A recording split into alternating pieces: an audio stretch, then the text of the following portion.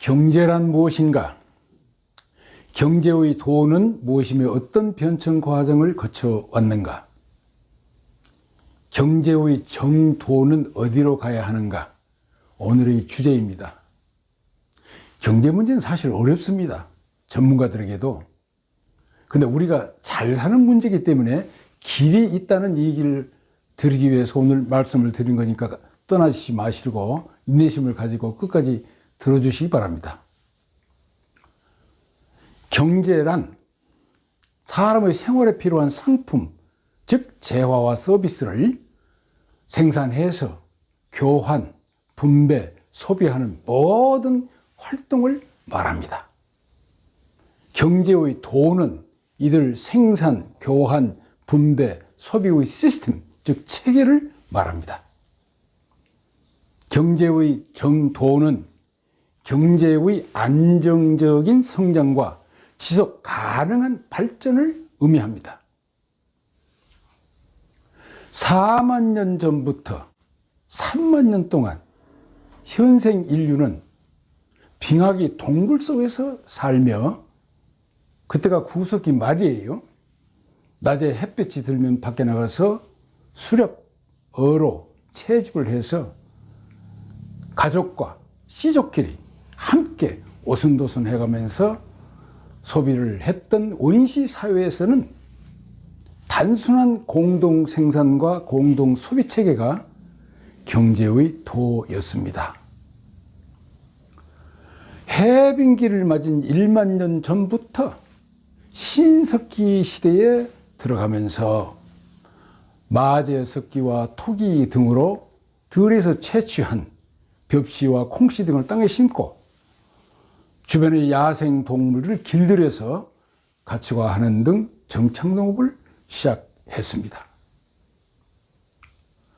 부의 원천인 토지가 상대적으로 풍부했던 농경시대 전반기, 토지에 대한 소유나 매매 등이 없는 단순한 개척시대 농업, 노력한 만큼 생산 소비할 수 있는 자급자족적 농업 형태가 당시 경제의 도였습니다. 농경시대 후반기, 이제 청동기에 들어갑니다. 농사와 생활 도구는 물론 간단한 무기를 개발하면서 농업의 생산성이 향상되고 인구는 늘어나고 경작 면적이 부족해지자 동물들처럼 먹이 영역 다툼, 즉 전쟁이 빈번하게 일어나기 시작합니다. 전쟁을 통해서 획득한 토지를 배분해주는 봉건 시대가 도래합니다. 군주가 신하나 귀족, 영주 등에게 토지를 배분해주고 충성 서약을 받아내는 주종관계가 형성됩니다. 그러니까 이때의 토지는 경제의 도를 벗어나서 지배의 수단으로 전락합니다. 3000년 전, 이제는 철기 시대를 맞이해서 동서양에서 공이 검, 칼, 창, 활 등 날카로운 무기를 개발하고 마차와 범선을 또 만들어내면서 승마 훈련을 강화해가지고 2800년 전부터 대제국이라고 하는 대전쟁이 빈번하게 일어나기 시작합니다. 토지에 대한 집착이 얼마나 심했으면 서양에서는 아시리아 제국, 페르시아 제국, 알렉산드리스 제국, 파르티아 제국, 로마 제국 등의 대전쟁을 치르는 동안 살육전쟁이 빈번하게 일어나서 경제의 도는 길을 잃어버렸습니다. 다른 한편 동양에서도 2800년 전부터 550년간 이어져 온 중국의 춘추 전국시대, 14개 국가로 붙어서 7개 국가, 그리고 서기 전 221년 진나라의 시 황제가 중국을 통일한 후에도 바로 세계 6개 국가로 분열되면서 전쟁은 계속 이어졌습니다. 1206년 징기스 칸의 어른 태무진의 몽골 제국은 동북아는 물론 동남아시아와 중앙아시아를 거쳐서 북유럽, 폴란드와 헝가리에 이르기까지 대제국을 이루고 50년 후 몰락한 후에도 원나라를 세우는 등 2300년 동안의 대전쟁을 거치는 사이에 전리품이라는 게 놀랍게도 금은 보화와 젊은 여자, 그리고 남자들은 대부분 죽임을 당하는 이 시대의 경제의 도는 길을 잃어버렸고 경제의 도는 사라졌고, 구태여 언급하자면 페드로밖에 말할 수 없습니다. 2300년간의 대전쟁을 치르는 동안 많은 희생을 입었던 유럽인들은 다른 방법을 찾기 시작했습니다. 그게 콜럼버스의 신대륙 발견입니다. 스페인 여왕의 지원을 받아서 제작한 세 척의 범선과 잘 훈련된 120명의 선원을 데리고 콜럼버스가 저 아메리카 신대륙을 발견한 이듬해 1월 귀국해서 보고를 한 다음에 이거다 해가지고 불붙기 시작한 식민지 개척, 무기 개발과 항해술에 앞장섰던 포르투갈, 스페인, 프랑스, 영국, 네덜란드, 독일 등 유럽 국가들이 라틴 아메리카 대륙은 물론 북미와 아프리카, 인도, 아시아 등 전 세계를 상대로 식민지 개척에 혈안이 되었습니다. 심지어 유럽을 모방했던 일본마저 늦게 이 조선과 대만을 식민지화할 정도였습니다. 식민지를 점령하고 착취하는 것은 물론 원주민들을 지배하고 억압하는가 하면은 저항하면은 몰살시키거나 또는 노예처럼 취급하거나 아예 노예로 삼는 경우도 많았습니다. 여러분, 이것은 범죄 행위입니다. 반인륜적인 범죄 행위로서 짐승만도 못하던 살상행위입니다. 짐승들은 그래도 배고플 때만 사냥하고 병들은 먹잇감만 취하는데 유럽인들은 사치와 호화 생활을 위해서 약한 사람들을 살상하는 그런 일을 삼았습니다. 이런 시대의 경제의 도를 뭐라고 해야 되겠습니까? 폭력에 의한 패소다. 후손들이나마 깊이 반성을 해야 되는 유럽인들의 부끄러운 역사입니다.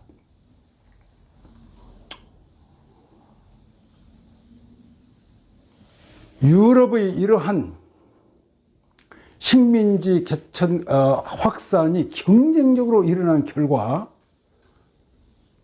제1차 세계대전이 일어났던 1914년 지구촌 전체 면적의 85%가 유럽 국가들의 식민지 지배하에 놓여 있었습니다.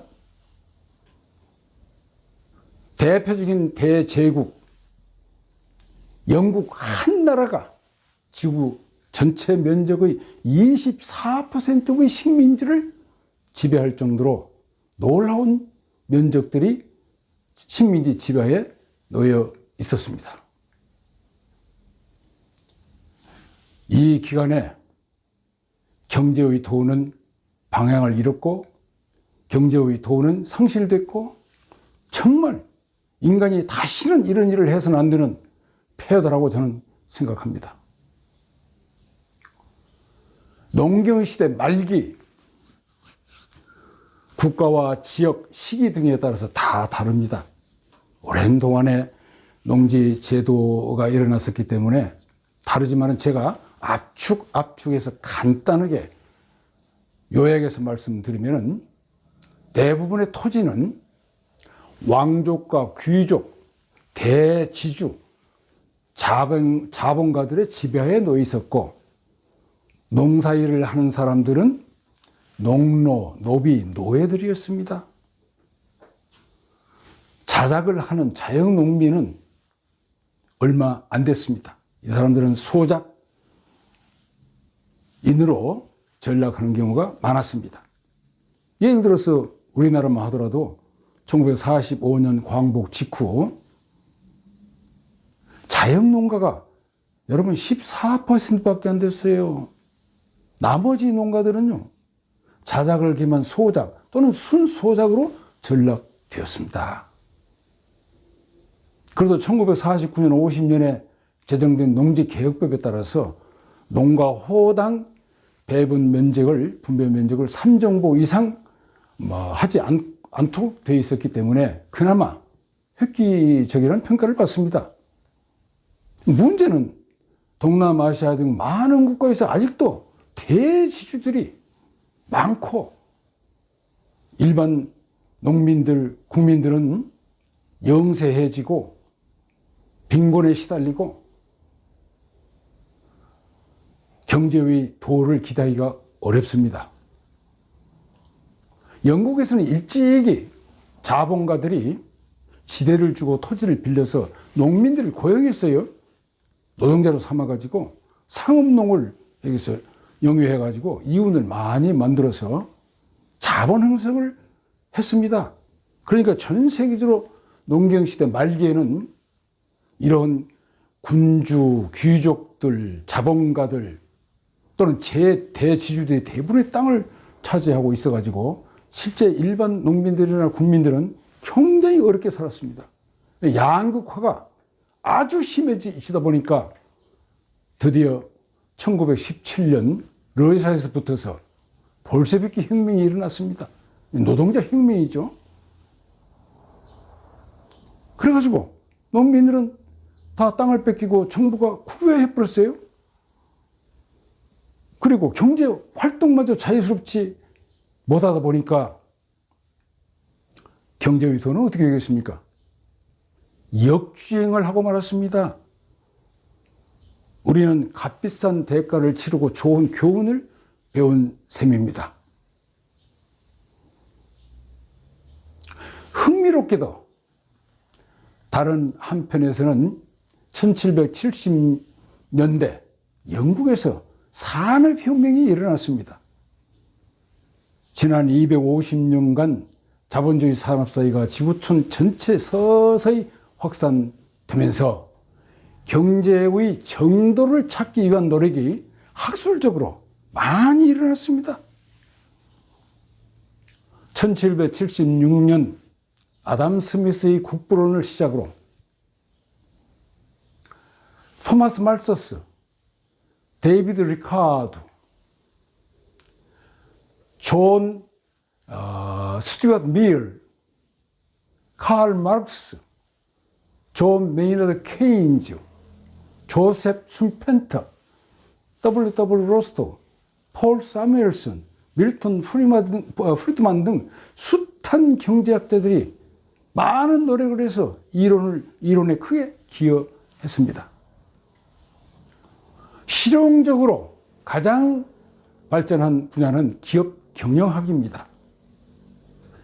경영자의 관리 직능은 교육 수립, 조직화, 충원, 지휘,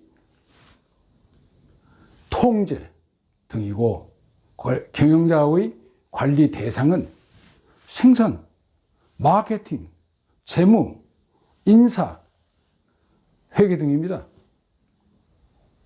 한계 효용 이론은 아주 대표적입니다. 다음으로 많이 연구된 분야는 국가 경제의 성장과 발전입니다. 국가 경제 성장은 네 가지에 의해서 발전하죠. 첫째가 인적 자원, 둘째가 천연 자원, 셋째가 자본 형성, 넷째가 기술 혁신. 이 네 가지 생산 요소를 얼마나 갖춰서 제공할 수 있느냐에 따라서 경제 성장은 달라집니다. 자본 형성을 어떻게 하느냐고요? 영국 같은 데서는 농공상업을 통해서 자본을 축적했었고, 그 다음에 이제 개도국들에서는 은행에서 돈을 빌리거나 국가가 재정에서 돈을 내거나 아니면 외자를 도입하거나, 또는 현대사회에서는 증권거래소에 상장을 해서 자본을 만들어냅니다. 여기에다가 정부가 재정, 금융 정책을 어떻게 펴느냐에 경제 성장은 달려있고, 또 케인즈라는 사람은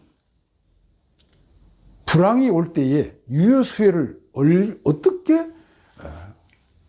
증대시킬 것이냐에 따라서 국가 또는 정부가 어떻게 개입을 할 것이냐, 이런 주장을 펴기도 했습니다. 물론 논란이 있기는 합니다, 이론적으로. 다음에는 경제 발전기에 관한 연구도 아주 괄목할 만합니다. 유목 단계, 농업 단계, 농공 단계, 농공상 단계, 4단계설이죠. 가족 경제, 촌락 경제, 도시 경제, 연방 경제, 국가 경제, 세계 경제 6단계설을 비롯해서, 또 그 다음에는 로스토 교수는 전통사회 단계, 도약 준비 단계, 도약 단계, 성숙 단계, 그리고 고도 대중 소비 단계라는 5단계설을 발표해서 유명해졌습니다. 그런데 이들 수많은 경제 발전 단계설은 이분 할둔의 사회변동 4세대 순환론과 대역사가 토인비의 탄생, 성장, 정체, 해체라고 하는 4단계와 맥을 같이 합니다. 동양 철학에서 보면 생로병사이죠. 성주 궤곡이고 기승전결이고, 동양에서는 이게 아주 생로병사가 잘 되어 있습니다. 그러니까 나라의 경제 발전도 생로병사로 이렇게 보시면 틀림이 없습니다. 물론 잘 발전해서 길게 생로병사하는 나라가 있는가 하면은 저 남미나 이런 것들은 생로하다가 그냥 바로 쇠락하기도 하고, 사람도 생로하다가 젊었을 때 죽는 사람도 있잖아요. 나라도 마찬가지. 그렇기 때문에 정부와 국민이 어떻게 계획을 세우고 어떻게 치밀하게 추진해 가느냐에 따라서 한 국가의 경제 발전 또는 발전 단계는 달라진다, 이렇게 생각하시면 되겠습니다. 다음에는 또 하나 빠뜨릴 수 없는 것은 마르크스 경제학입니다. 칼 마르크스는 노동가치설을 바탕으로 해가지고 자본가들이 노동자들의 잉여 가치를 착취해가지고 노동자들의 구매력이 떨어지니까 공급이 과잉돼서 불황이 오고 공황이 온다. 그러면은 노동자들은 실업 상태로서 산업 예비군으로 남더라.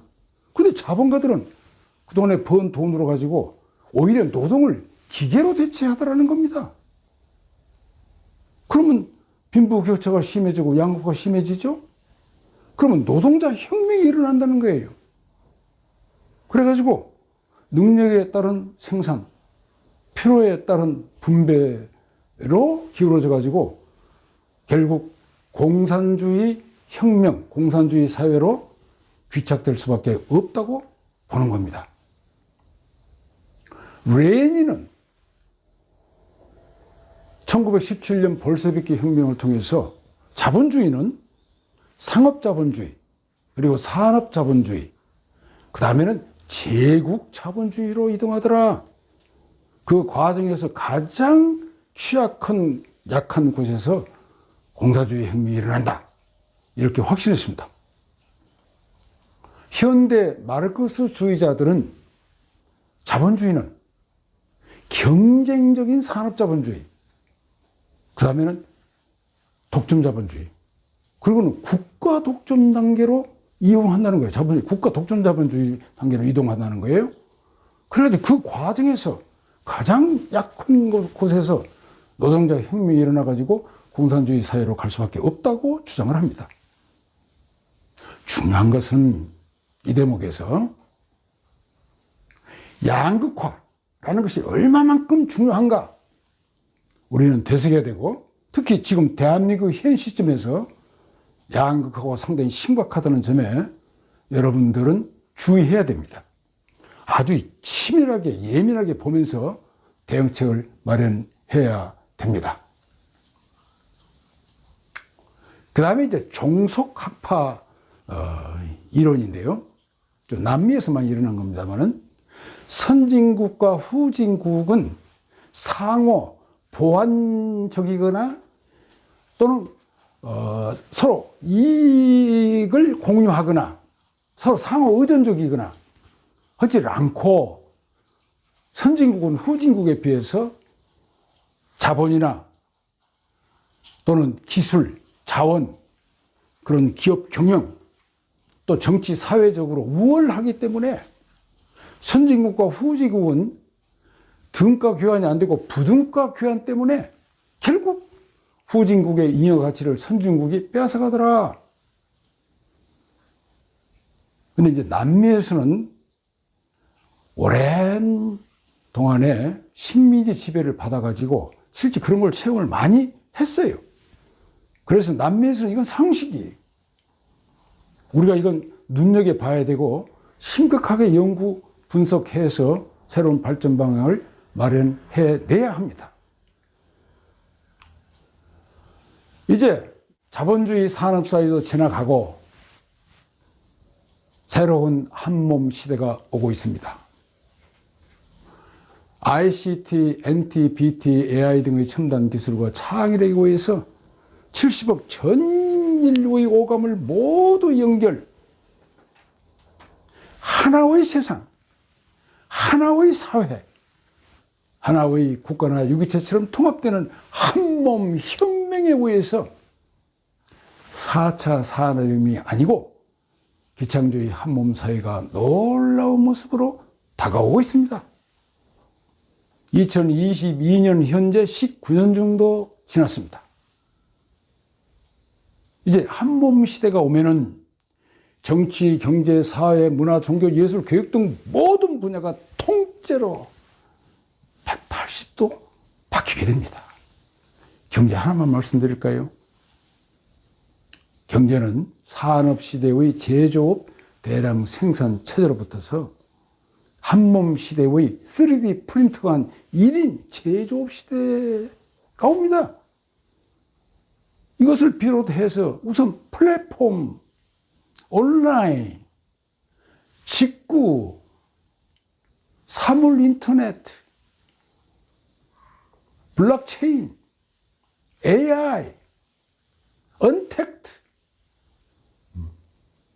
스마트 공장, 메타버스 등, 또 자율주행차라든가 경제 전 분야가 통째로 180도 바뀌고 있지 않습니까? 과거에 일찍이 경험해보지 못한 경제의 대변혁입니다. 하루에 1조 5천억의 소득을 올리는, 이윤을 올리는 하이테크 대기업의 CEO가 있는가 하면은 다른 한편에서는 일자리가 없어가지고 극단적인 선택을 하는 젊은이들이 많습니다. 이 놀랍고 엄청난 시대에 과연 경제의 정도는 어디로 가야 되는가? 지금까지의 경험과 이론을 바탕으로 해서 제가 경제의 정도를 제시해 보겠습니다. 이제 거의 끝납니다. 첫째, 경제 성장은 최대한 유지, 지속 가능해야 합니다. 자유시장 제도를 바탕으로 해서 기술 혁신과 R&D 투자를 대폭 많이 늘리고 법인세를 조정하고 규제를 계획하되 네거티브로 바꿔서 기업 활동에 장애가 없도록 최대한 활성화시킬 수 있도록 노력해야 합니다. 둘째, 불형평 분배 문제. 그러니까 양극화 문제를 반드시 해결해야 합니다. 아까 말씀드린 바와 같이 이건 노동자 혁명, 공산주의들이 또 사회주의 운동하는 사람들이 달라붙습니다. 어떻게 하냐고요? 누진 세제를 아주 치밀하게 다시 조정하고 사회 안전망과 사회 보장제를 아주 꼼꼼하게 촘촘히 구축하면서 디지털 공동 번영 사회를 개발하고 근로 장려 세제도 도입하면서 실직자들에게는 교육 훈련 기회를 대폭 늘려서 양극화 문제는 반드시 해결해야 합니다. 셋째, 노사정 대타협을 이루어야 합니다. 네덜란드의 바세나르 협약과 독일의 하르츠 계획처럼 노사정 대타협을 이루어서 기업 성장과 경제 민주화라고 하는 두 수레바퀴를 선순환시켜야만이 경제가 발전하고 선진국으로 진입할 수 있습니다. 넷째, 아주 균형적인 제어를 통해서 재정 금융 정책을 잘 펴가지고 안정적인 경제 성장, 완전 고용, 물가 안정, 국제 수지 균형을 이루도록 경제 정책을 잘 펴야 됩니다. 이건 아주 대단히 고도의 전문 지식과 기술이 필요합니다.